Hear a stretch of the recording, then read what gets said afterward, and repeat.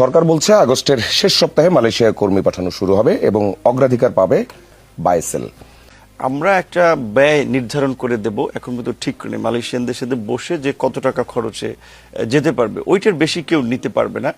সেক্ষেত্রে এবার যেহেতু এই লাইসেন্সগুলো আমরা সেটা যদি অভিযোগ করে যারা যাওয়ার ক্ষেত্রে, তাহলে আমরা তখন ব্যবস্থা নেব এবং আমাদের একটা নজরদারি থাকবে। এবং সরকারের যেহেতু শুরুর দিকে এই মালয়েশিয়া একটা আলোচিত বিষয়, সরকার জায়গা থেকে সর্বোচ্চ সরকারের ইমেজের জায়গা থেকে আমরা চেষ্টা করব এখানে ফেয়ার থাকার জন্য, এবং যারা এখানে আনফেয়ার কিছু করতে চাবে তাদের বিষয়টা ব্যবস্থা নেওয়া বা নজরদারি নেওয়া। যেটা বাংলাদেশ তো আসলে একেবারে অলিয়া উলিয়ার দেশ এখন পর্যন্ত হয়ে যায় নাই। আমরা এখানে সৎ অসৎ ভালো মন্দ মিলিয়ে মানুষ। আমাদের এই মালয়েশিয়ান কর্তৃপক্ষের সাথে আলাপ আলোচনার মাধ্যমে আমরা চেষ্টা করেছি যে বিগত দিনগুলোতে যে সমস্যা হয়েছে সেই সমস্যাটা যেন না হয়, এবং এখানের এই মালয়েশিয়াতে যারা যাচ্ছে তাদের জন্য একটা ইন্টারন্যাশনাল স্ট্যান্ডার্ডে খরচ কম এবং প্রক্রিয়াটাকে আরও ট্রান্সপারেন্ট করা যায়।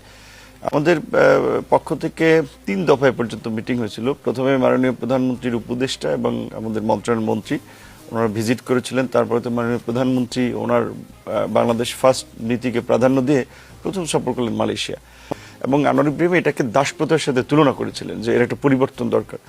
সেই সময় ইন্টারিম গভর্নমেন্টের সময় তখন 423টা লাইসেন্স পাঠানো হয়েছিল। মালয়েশিয়া 10টা ক্রাইটেরিয়া দিয়েছিল। প্রকৃত অর্থে 10টা ক্রাইটেরিয়া আমাদের ফুলফিল করে হাতে গোনা 5 থেকে 7টা প্রতিষ্ঠান টিকে, এবং এই 10টা শর্ত দেওয়া হয়েছে, ওখানে একটা প্রভাব তৈরি করা হয়েছিল।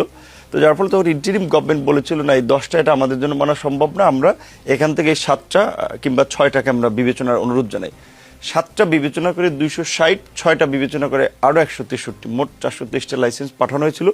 এর মধ্যে যারা বিগত দিনে এই বাজার মনোপলি করা সিন্ডিকেটের সাথে ইনভলভ, ওইগুলো কিছু লাইসেন্স প্রত্যাহার করা হয়েছে এবং আমাদের কাছে বলা হয়েছে যে এদেরকে বাদ দেওয়ার জন্য।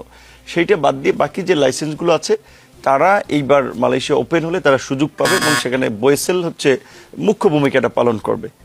মালয়েশিয়ার বিষয়টা হচ্ছে এই। আরেকটা বোধহয় আপনি না, সেটা হচ্ছে যে এখানে এই যে এজেন্সি যেই ক্রাইটেরিয়া নির্ধারণ হয়েছে, তারা যে কোনো প্রতারণা করবে না, তাদের দ্বারা যে আমাদের শ্রমিকরা যারা যাবে তারা প্রতারিত হবে না, এটার গ্যারান্টি কিভাবে দিবেন সরকার? এখন প্রকৃত হচ্ছে বাংলাদেশ তো আসলে একেবারে অলিয়া উলিয়ার দেশ এখন পর্যন্ত হয়ে যায় নাই। আমরা এখানে সৎ অসৎ ভালো মন্দ মিলিয়ে মানুষ। আমরা একটা ব্যয় নির্ধারণ করে দেব, এখন তো ঠিক নেই মালয়েশিয়ানদের সাথে বসে যে কত টাকা খরচে যেতে পারবে, ওইটার বেশি কেউ নিতে পারবে না।